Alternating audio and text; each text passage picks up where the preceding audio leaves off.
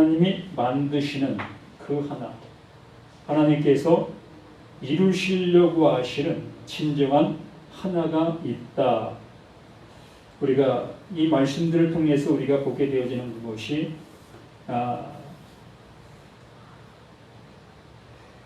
11절 이 말씀을 통해서 우리에게 하시고자 하셨던 말씀이 거룩하게 하시는 이와 거룩하게 함을 입은 자들이 다 한 근원에서 난지라. 이렇게 그 11절에 말씀해 주신 것처럼 그 하나님이 만드시고자 하시는 그 하나를 그 하나님께서 그 예수를 통하여 이루어 놓으셨다라는 것을 이 말씀을 통해서 말씀하십니다. 곧 예수 그리스도를 통해서 다시 시작하셨다. 그 시작으로 인해서 그 하나가 이루어진다. 그 의미를 우리에게 말씀해 주시는 것입니다. 그러므로 우리는 그 예수로 인해서 모든 것이 온전케 그 하나를 이루신 그 하나님이시라는 것을 이 말씀을 통해서 보게 되어지는데, 이 말씀을 통해서 보게 되어지는 그 말씀들을 보면 이 창세기에서 말씀하신 그 말씀을 그대로 오늘 이 본문 말씀에서 인용한 그 모습을 우리가 볼 수 있게 됩니다. 태초에 하나님께서 말씀하셨다. 태초에 천지를 창조하셨다. 이 말씀이 곧 이 말씀의 모든 모습이라는 얘기입니다. 이 태초라는 그 말씀은 아무것도 없는 그 상태, 그 상태에서 태초가 시작이 되는 겁니다. 태초, 그 시작이 되려면 아무것도 없어야 시작이 되는 겁니다. 무언가가 존재하게 되어지면 그건 태초가 될 수가 없어요. 시작이 될 수가 없다는 얘기입니다. 그래서 하나님께서 태초에 천지를 창조하시니라라는 그 말씀의 의미는 그 태초 전에는 아무것도 없다는 얘기예요. 그런데 그 하나님께서 여기에도 말씀해 주시는 것처럼 그 예수를 통해서 근원의 시작을 하신다라고 말씀해 주셨습니다. 그러면 그 예수가 이렇게 우리에게 근원의 시작이 되신다라고 말씀해 주신 그 뒤편, 바로 이 예수도 이제 이 태초라는 그 말을 사용한 것과 같은 그 모습인데, 그러면 근원의 시작이라는 그 모습 뒤에 그 전에도 아무것도 없어야 된다는 얘기입니다. 그런데 이 예수가 오신 그 이후에, 그 오시기 전에도 수많은 사람들이 존재하고 있음을 우리는 알 수 있습니다. 우리 눈에 보이는 모든 세계가 존재하고 있었음을 우리는 알 수 있다는 얘기입니다. 그런데도 이렇게 그 예수가 우리에게 이 말씀을 해주시는 거예요. 거룩하게 하시는 이와 거룩하게 함을 입은 자들이 다 한 근원에서 난지라. 한 근원. 이것이 어떠한 있음에서 시작되어지는 그 모습이라면 정말 변형되어지는 것, 그 얘기를 할 수밖에 없습니다. 그러니까 사람이 어떠한 변형돼서 다른 어떠한 이 생명체가 되는 것, 그런 얘기를 할 수밖에 없습니다. 그러면 사람이 변화돼서 다른 어떠한 생명체가 된다. 그러면 그 진화론을 얘기했던 그 모습, 원숭이가 사람이 됐다. 그런 얘기도 될 수도 있다는 얘기입니다. 어떠한 존재가 어떠한 존재로 바뀌는 것이 그 예수가 말씀하시는 그러한 말씀이라면 뭐 무슨 얘기를 해도 타당하다는 거예요. 근데 그 예수님이 말씀하시고자 하시는 그 의도, 그 하나님께서 천지를 창조하시니라라는 그 말씀의 의미를 함께 이렇게 맞물려서 생각하게 되어진다면, 이 태초라는 것은 아무것도 없는 그 상태에서 시작이 되어지는 것을 얘기하는 것이라고 얘기했습니다. 그러므로 여기에 예수님께서 이제 시작한다, 이제 이게 시작이야 라고 말씀해 주시고 계시다면 그 예수의 생명, 그 예수의 생명으로 인하여 모든 것이 다시 시작이 된다는 얘기입니다. 그러면 결과적으로 내가 가지고 있는 이 생명, 난 살아있는 그 상태에 있는 나의 모습, 이러한 것들을 하나님이 보실 때는 살아있다 보시지 아니한다는 겁니다. 그러니까 이렇게 나는 존재하고 있는데 어쩌시 나는 볼 수 있고 들을 수 있고 말할 수 있고 만질 수 있고, 그러니까 난 살아있다는 그 모든 것들을 얘기할 수 있는 나의 상태인 나인데도 불구하고 하나님께서는 너 그거 살아있는 거 아니야 라고 말씀해 주시고 계신다는 얘기입니다. 그렇게 말씀해 주시고 정말 살아있는 것은 그 예수 안에 있는 그 생명이다. 그 생명으로 인하여 너희를 내가 시작하게 해줄게, 새롭게 되게 해줄게, 너희를 거듭나게 해줄게 라는 그 얘기가 여기에 말씀하신 이 말씀이에요. 거룩하게 하시는 이와 거룩하게 함을 입은 자들, 이 상태라는 얘기입니다. 그러면서 다 한 근원에서 난지라, 다 한 근원, 그 하나님이 주시는 영원한 생명, 소멸되지 아니하는 그 생명, 영원한 존재로 우리를 이끄시는 그 모습을 여기에 말씀해 주시고 있는 것입니다.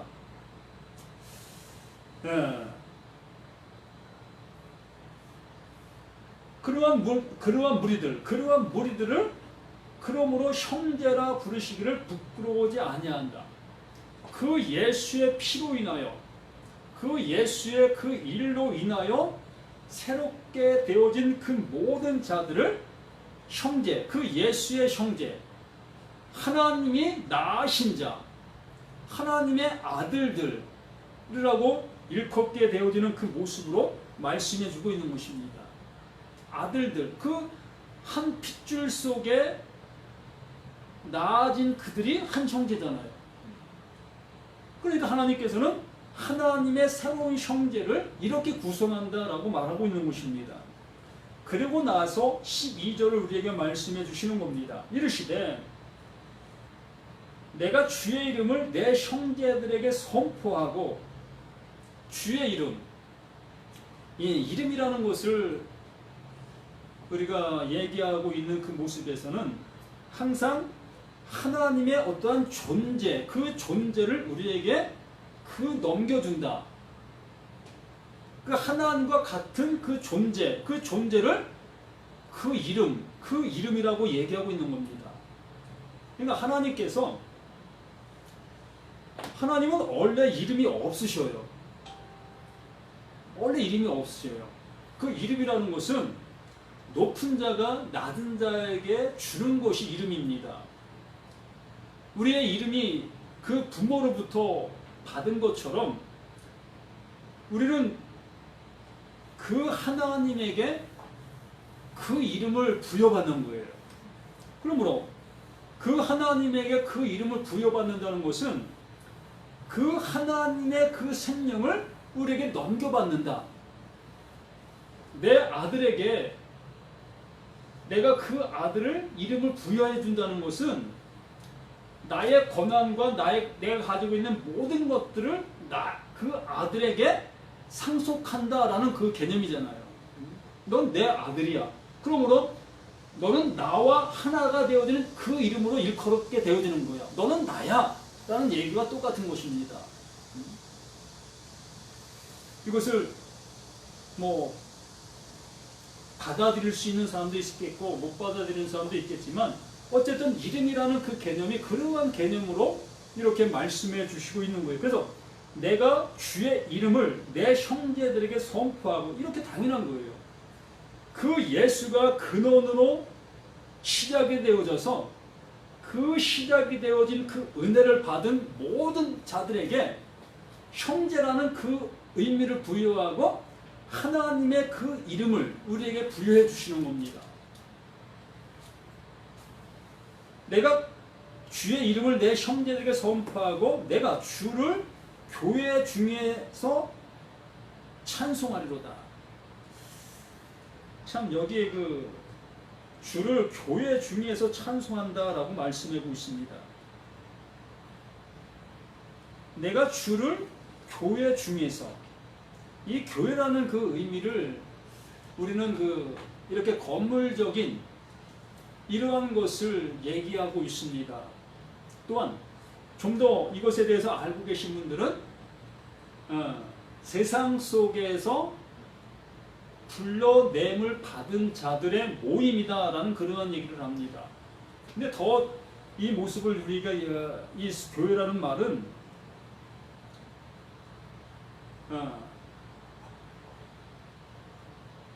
어찌 맞아요. 세상 속에서 불러내어진 자, 세상 속에 불러내어진 자가 교회예요. 그게 교회예요. 이렇게 내 눈에 보이는 이러한 교회를 지칭하는 그러한 의미가 아니라 세상, 그러니까 하나님을 알지 못하던 자가 하나님을 알게 되어진 자로 되어진 그것을 교회다라고 얘기하는 겁니다. 그러므로 여기에 말씀해 주신 것처럼 일시되 내가 주의 이름을 내 형제들에게 선포하고 내가 주를 교회 중에서 찬송하리라. 그러니까 형제들이라고 선포함을 받게 되어진 자들이 누구다? 그들이 교회라는 거예요. 그들이 교회인 거예요. 그러므로 그 하나님께서 나를 불러내어 주신 그 상태가 되어졌고 그의 이름을 나에게 넣어주시고 나를 형제 되게 해주신 그 은혜를 알게 되어지니 우리는 찬송할 수밖에 없고 그 불러내어짐을 받은 자들이 그 하나님을 찬송하게 되어진다는 얘기입니다. 그들이 모여서 그 하나님을 찬송하는 거예요. 자신도 하나님을 알지 못한 상태에서 하나님을 아는 그 모습으로 있게 되어지는 그 상태가 되었기 때문에 그러한 상태가 되어진 사람들이 모여서 얘기하는 게 뭐겠어요? 그 은혜를 찬송하는 그 모습이지 다른 거 하겠습니까? 내가 영원히 하나님을 알지 못한 그 상태에서 살아가던 내가 이제 하나님을 아는 자들의 모습이 되어졌기 때문에 그걸 안 사람들은 이구동성으로 그 하나님을 찬양하게 되는 거예요. 그러면서 13절에 또 다시 내가 그를 의지하리라 하시고 또 다시 볼지어다 나와 및 하나님께서 내게 주신 자녀라 하셨으니 똑같은 얘기를 다시 이렇게 얘기해주고 있는 것입니다. 또 다시 내가 그를 의지하리라.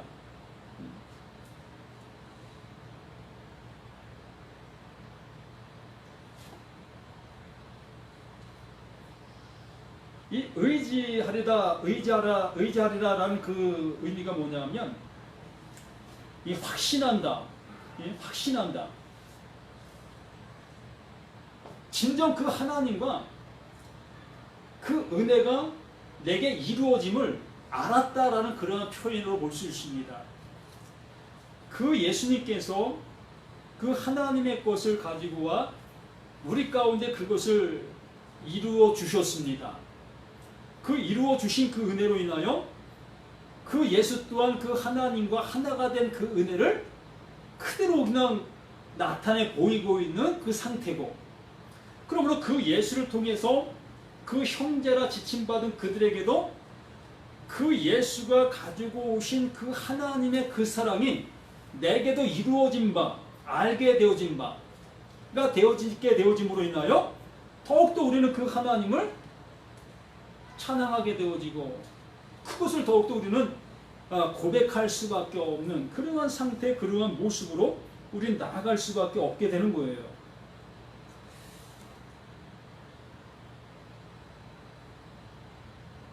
그래서 나와 및 하나님께서 내게 주신 자녀라 하셨으니, 참 이것을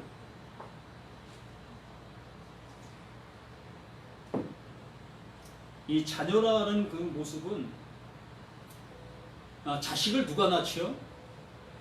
네? 부모가 자식을 낳습니다. 예, 분명히 그 부모가 자식을 낳는 거예요. 부모가 돼야만 자식을 낳는 겁니다. 그 자식은 자식을 낳을 수가 없어요. 자식은. 그 자식 또한 부모가 되어져야만 자식을 낳을 수가 있습니다. 결과적으로 내가 아들이라고 해서 자식을 낳을 수가 있는 것이 아니라 내가 부모가 되어져야 비로소 자식을 낳을 수가 있는 거예요. 이 말이 참 어려우면서도 근데 인간적인 그 모습을 보면 내가 보여지는 그 나의 가족사를 보면 알 수 있잖아요. 자식이 무슨 자식을 낳아요? 자식은 자식을 못 낳지요. 오직 그 부모로 인해서만 그 자식이 출생되어질 수 있다는 것을 우리는 명확하게 알 수 있습니다. 그러므로 그 하나님의 말씀으로 인하여 우리는 그 자녀가 되어지고 그 자녀가 된 우리들이 하나님의 말씀을 알게 되어졌을 때 그 알게 되어졌을 때에 우리는 자식을 낳을 수 있는 그 상태가 되는 거예요. 그게 전도자가 될 수 있는 자다라는 얘기입니다. 하나님의 말씀을 전할 수 있는 자가 되었다라는 얘기입니다. 바로 그 예수가 하나님의 마음을 알아 그것을 알게 되어지니 그 예수는 하나님의 말씀을 전할 수 있게 되어졌고 그 예수를 통해서 그 말씀을 전함받은 그 제자들 또한 그 말씀을 알게 되어지니 이제 하나님의 말씀을 전할 수 있는 자가 되어지는 거예요. 여기에서도 이 형제가 되어지니 그 형제들과 되어지니 하나님의 말씀을 알아 그때 비로소 하나님의 말씀을 전할 수 있는 자가 되어 그 말씀으로 인하여 자녀가 되는 자들이 생기게 되는 것입니다. 이렇게 그래서 14절 말씀에 자녀들은 혈과 육에 속하였음에 우리가 알잖아요. 자녀들은 혈과 육에 속해 있는 거예요. 이 가정사의 모습을 그대로 이렇게 얘기하고 있는 겁니다. 그래서 자녀들은 혈과 육에 속하였음에 그것 또한 같은 모양으로 혈과 육을 함께 지니심은 죽음을 통하여 죽음의 세력을 잡은 자 곧 마귀를 멸하시며 이 말씀은 참 쉽지 않은 그러한 그 모습을 얘기하고 있습니다. 우리가 보여지는 그 세상을 통해서 그 하나님께서 그 보이지 아니하는 그 하나님의 세계를 말씀해 주시고 계시는 거예요.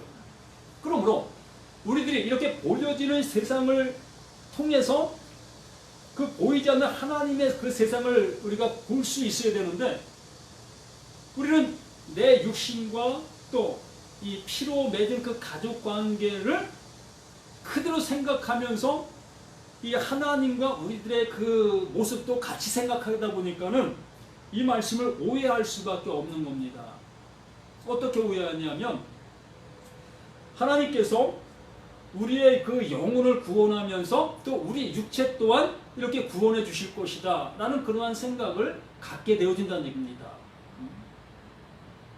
여기에 말씀 후반절에 이렇게 말씀하시잖아요. 같은 모양으로 혈과 육을 함께 지니심은 죽음을 통하여 죽음의 세력을 잡은 자 곧 마귀를 멸하시며 그 마귀를 멸하신다는 것은 그 마귀가 어떠한 일을 하고 있었는가? 그 하나님과 정반대편에 서 있는 자가 마귀입니다. 하나님의 말씀을 알아듣지 못하고 있는 자가 마귀예요. 하나님을 대적하고 있는 자가 마귀입니다. 그러므로 나라는 존재, 이 육신을 갖고 있는 내가 늘 하나님의 말씀을 듣고 그 말씀을 내가 따라간다 여겼던 나 자신이었었는데 이 육신을 갖고 있는 내가 이 말씀을 가지고 살아가기 때문에 늘상 하나님이 원하시는 것을 향해 갈 수가 없었던 거예요. 늘상 이 육신을 가지고 있는 이 상태에서 그 말씀에 순종하는 그 삶을 살아가고 있었다는 얘기입니다. 자, 이 말씀이 너무 어려운 말씀이기 때문에 정말 이 말씀 앞에 나를 부인하지 아니하고서는 이 말씀을 받아들일 수도 없고 깨달을 수도 없습니다. 내가 완전히 부인되어져야만 이 말씀이 내게 들려질 수 있는 그 모습이 되어진다는 얘기입니다. 결과적으로 이 막이라는 것을 우리는 나 아닌 다른 어떠한 매개체로 생각하게 되어지면 절대로 이 말씀은 나와 연관된 말씀이 될 수가 없어요. 바로 내가 육신을 가지고 이 말씀에 순종해 갔었고 이 육신을 가지고 하나님을 섬기는 그러한 생활들을 내가 해왔었기 때문에 이러한 상태가 바로 이 마귀적인 그 삶의 모습 속에 있었던 것이에요. 그게 마귀가 사로잡고 있었던 나라는 얘기입니다. 그렇기 때문에 그 예수가 육신을 가지고 우리 가운데 오셔서 그 마귀의 일을 멸하셨다는 얘기는 그 육신을 가지고 오셔서 그 십자가에서 그 육신을 죽이시는 그 모습을 행하셔야만 된다는 얘기입니다. 그 일이 마귀의 일을 멸하는 그 일이라는 거예요. 우리 밖에 있는 어떠한 세력을 멸하시기 위해서 그 예수가 그렇게 행하신 것이 아니라 그 육신 그 자체가 마귀적 그 마귀의 모습이라는 얘기입니다. 그렇기 때문에 그 육신을 그 십자가에서 못 박아 죽게 하는 그 일이 마귀의 일을 멸하는 그 일이라는 거예요. 그래서 그 하나님께서 우리에게 말씀해 주시는 그 모습이 나를 따라오려거든 나를 부인하라 그랬습니다. 나를 부인하라. 나를 부인하라는 그 모습은 나의 생각, 나의 어떠한 것도 가능성이 없다. 내가 할 수 있다는 그 모든 것들이 하나님에게는 대적하고 있는 그 상태의 그 모습이다. 그렇기 때문에 그 예수가 가신 그 길대로 가는 그것이 나를 부인하는 거예요. 그러면 그 예수가 육신을 입고 오셔서 그 십자가에서 죽음의 길을 간 그 상태로 나도 똑같이 가는 겁니다. 똑같이 가는 그것을 여기 이렇게 말씀하고 있는 거예요. 근데 우리는 그 예수는 십자가에 죽고 나는 안 죽는 그 대소 그것만 생각하다 보니까 이 말씀은 나와 상관이 없는 말씀이 되는 겁니다. 그만큼 이렇게 말씀이 다른 어떠한 곳에 존재하는 것이 아니라 바로 나 자신에게 이 말씀이 적용되어져야 한다는 얘기예요. 나에게 이루어져야 한다는 얘기예요.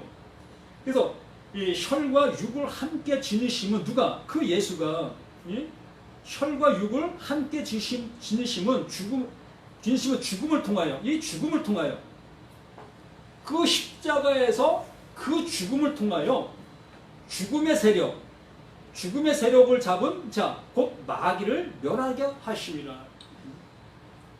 우리는 이 살았다고 하는 이 육신을 지키기 위하여 우리는 하나님이 드리라고 하는 그 모든 것들을 우리는 열심을 다해서 드렸던 것이잖아요. 그런데 그 예수님은 우리 가운데 오셔서 그 육신을 죽이시는 그 길을 가고 계셨다는 얘기입니다. 그 길을 가시면서 이게 곧 길이다. 이게 곧 길이야. 너희들 또한 똑같이 이렇게 따라와야 된다. 라고 하시면서 우리를 그 십자가로 이끄신 겁니다. 그래도 그 십자가에서 내가 죽을 것을 알게 된 그 상태에 있을 때에 그 하나님께서 그 은혜를 우리에게 주시는 거예요. 그래, 너 그 상태가 죽음인 것을 알았냐? 그러면 내가 너 대신 내 아들 그 예수가 죽은 것을 너의 죽음으로 내가 인정해 줄게 라고 말씀해 주신 그것이 대속이라는 얘기입니다. 이게 진정한 대속이에요. 그냥 나는 살아있고 그 예수가 죽은 것이 대속이 아니라 내가 죽은 거예요. 그 십자가 죽은 것을 그 하나님께서 인정하시면서 내 아들 죽은 것을 너 죽은 것으로 내가 인정해 줄게. 그것을 대속했다라고 말씀해 주고 있는 것입니다. 이렇게 그것이 마귀의 일, 내 육신을 멸하는, 내 육신의 소망, 내 육신의 생각, 내 육신의 열정, 이 모든 것을 멸했다라고 말씀해 주는 겁니다. 완전 가능성이 없는 것을 우리에게 알게 해주셨다는 얘기죠. 그래서 15절에 또 죽기를 무서워함으로 한평생 매여 종로를 타는 모든 자들을 놓아주려 하시니라. 죽기를 무서워하잖아요. 우리가 로마서에서 우리가 본 것처럼 뭐라고 얘기해요? 죄의 삭은 사망이요 라는 그 말씀, 그 죄의 삭은 사망이요 라는 그 말씀을 들으면서 우리는 그 사망 당하지 아니하려고 우리는 그 하나님 앞에 무던히 열심을 냈었던 우리 자신들이었잖아요. 어떻게 하면 그 사망에서 벗어날 수 있을까? 그 사망을 안 당할까? 라는 그 모습 속에도 우리는 그 모습에서 생활했던 거예요. 그게 종노릇이라고 말하는 겁니다. 여기 말씀하신 것이 죽기를 무서워함으로 한평생 매여 종노릇하는 모든 자들을 놓아주려 하시니라. 거기서 해방시키려고요. 그 사망의 두려움에서 해방시키시려고 그 예수가 그 십자가에 죽으셨고 너도 이렇게 죽는 거야. 이 사망을 우리에게 당하게 해주신 것입니다.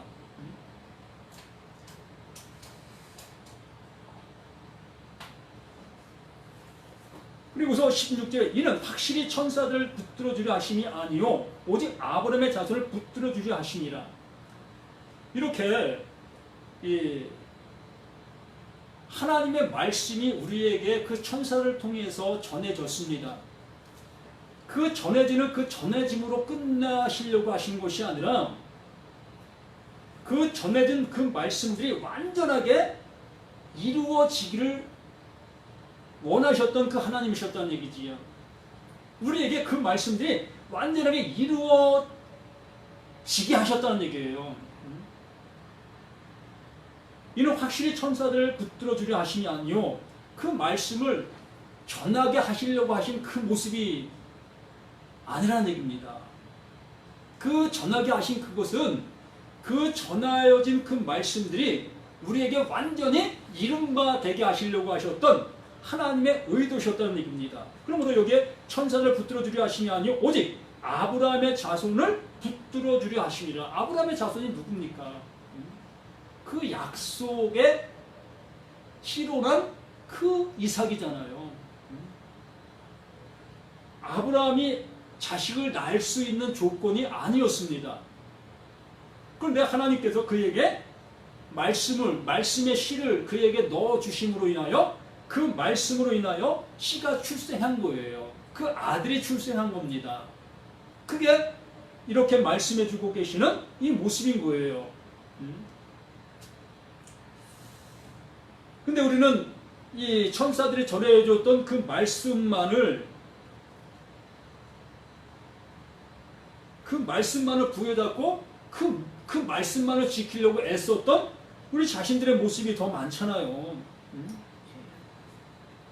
그 말씀이 내게 이루어지는 것을 갈망하고 그것을 자녀도 가지 못하고 그 말씀을 지키고 그 말씀을 내가 이루려고 하는 그러한 모습에서만 하나님의 말씀을 보았고 들었고 행했던 우리 자신들의 모습이었다는 얘기입니다. 그런데 17절에 그러므로 그가 범사의 형제들과 같이 되시니 범사의 형제들과 같이 되시니 마땅하도다. 그 예수는 우리와 뭐 특별한 어떠한 모습도 없는 겁니다. 우리가 똑같은 그 모습인 거예요. 똑같은 모습으로 우리 가운데 오셔서 그 하나님의 일을 보여주신 거예요. 이루어 주신 겁니다. 마땅하다. 이는 하나님의 일에 자비하고 신실한 대제사장이 되어 백성의 죄를 속량하려 하시니라. 그 예수가 행하신 그 일이 하나님의 자비가 있는 것이고 하나님의 속량이 있는 것입니다. 자, 나라는 존재에게 어찌 하나님의 자비가 이루어질 수가 있겠습니까? 무엇을 한다고, 내가 무엇을 드린다고 그 하나님의 자비를 받아낼 수가 있었겠습니까? 또 나의 죄가 또 무엇을 드린다고 해서 그 하나님 앞에 죄가 속량받을 수가 있었겠습니까? 바로 그 예수가 행하신 그 일 자체가 하나님의 자비를 보이신 거라는 거예요. 내가 이렇게, 너희들이 이렇게 죽을 거고 이렇게 되어질 건데 그 예수가 그 일을 이루신 그 모습 속에 하나님의 살리심을 그 예수에게 이루어 주셨지요. 그렇게 되어짐으로 우리 또한 그 예수가 그 은혜를 입은 것처럼 우리 자신들에게도 동일하게 그 하나님의 자비가 이루어지게 되는 것이고 하나님의 속량이 그대로 이루어지게 되어지는 그 은혜를 주신다라고 말씀해 주시는 겁니다. 그래서 18절에 그가 시험을 받아 고난을 당하셨은지, 그 예수가 시험을 받아 고난을 당하셨습니다. 어떤 고난을 당하셨어요? 가진 고난 당하셨지. 이렇게 마지막에 그 십자가의 그 고난, 그 죽음을 당하셨습니다. 이렇게 죽음을 당하셨은즉 시험 받는 자들을 능히 도우실 수 있느니라. 내가 대신 죽는다. 이 죽음은 나 하나로 이름이 될 거야. 내가 모든 사람을 대신해서 죽은 것이다. 이 얘기를 하고 있는 거예요. 내가 고난당하는 것, 우리는 내 일상생활 속에 어려운 그러한 일들을 생각을 합니다. 그러나 이 말씀을 해주시고 있는 것은 내 일상생활 속에 이루어지는 그러한 고난들을 얘기하는 것이 아니라 내가 마지막으로 가야 될 그곳, 아니 내가 살아있을 때에 알아야 될 그 일, 그 고난, 그 죽음, 그 십자가의 죽음을 이렇게 말씀해 주고 있는 거예요. 그 죽음을 내가 두려워하고 떨고 있을 때에 내가 그 죽은 것을 알게 되는 그 순간 그 하나님께서, 그 예수님께서 내가 죽었잖아, 내가 너 대신 죽었잖아 라고 나를 위로해 주시고 여기에 말씀해 주신 것처럼 나를 능히 도우신다라고 말하는 겁니다. 이걸 도우신다는 거예요. 그 영원한 심판대 앞에 서지 않게 해주신다는 얘기입니다. 영원한 멸망으로 가지 않게끔 그 예수님께서 나를 도우신다는 거예요. 정말 우리들이 이러한 말씀들을 통해서 이러한 은혜로 가셨으면 좋겠습니다. 이러한 생명의 말씀, 영원한 진리의 말씀으로 우리가 나아가 이 은혜가 내 안에 정말 족하게 이루어지는 그 모습이 되어진다면 우리 일상생활 속에 이루어지는 그 어려움들 얼마든지 극복해 나갈 수 있습니다. 영원한 생명을 가진 우리들이기 때문에, 영원한 하나님의 아들 된 그 모습이기 때문에 내 일상 속에 이루어지는 그 어려움들은 얼마든지 우리는 이기고 나갈 수 있다는 얘기입니다. 아니, 그 일상의 어려움이 나를 죽음으로 몰아간다 할지라도, 나를 죽게 한다 할지라도 이제 우리 그 죽음이 나를 영원한 죽음이 아니라는 것을 알잖아요. 이 육신 덩어리가 죽어지는 그 죽음, 그 이상 더 될 곳이 없다는 거 알잖아요. 우리는 영원한 나라, 그 하나님 품으로 들어가는 우리 자신들이기 때문에 이렇게 우리는 내 육신의 그 어떠한 것 때문에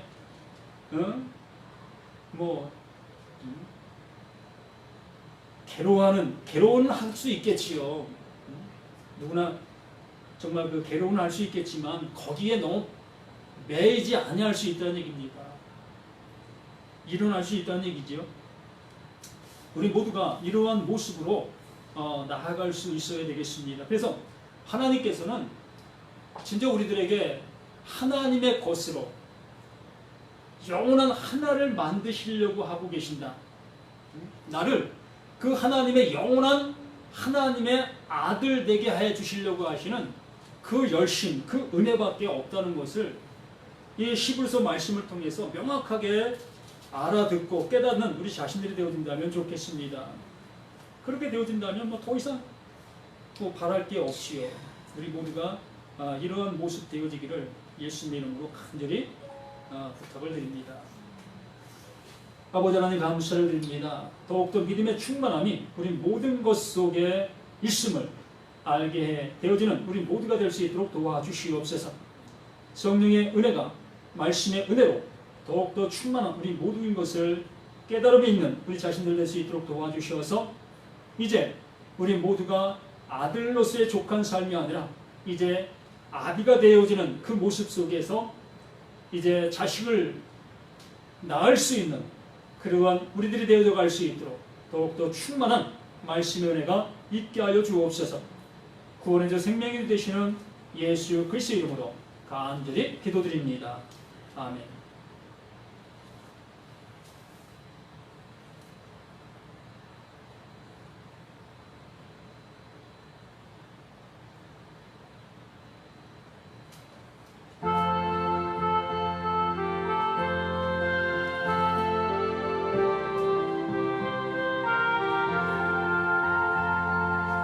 내 죄 속해 주신 주께 신과 정성 다하니